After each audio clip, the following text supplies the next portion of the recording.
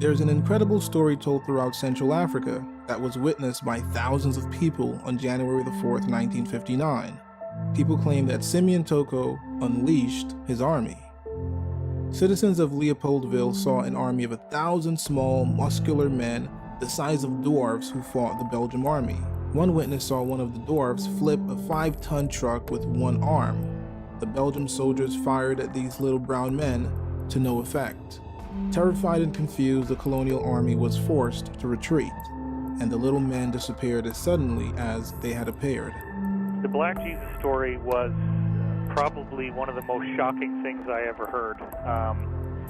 It came from my insider, Jacob, I call him that in the book, who actually was working for the Rothschilds and still does, and also is a whistleblower who doesn't really do what they want but continues to work for them because he feels like there's some very serious extraterrestrial threats to Earth and that what they're doing is very necessary to protect us.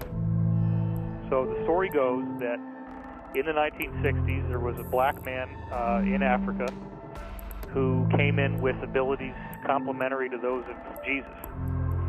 And he was performing miracles. He was starting to get people to listen to what he had to say.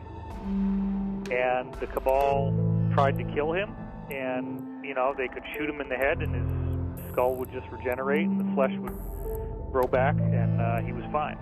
And so the crazy story that I heard, and remember, I was told at the time that if I disclosed this that I would be killed, and I ended up putting it in the book anyway.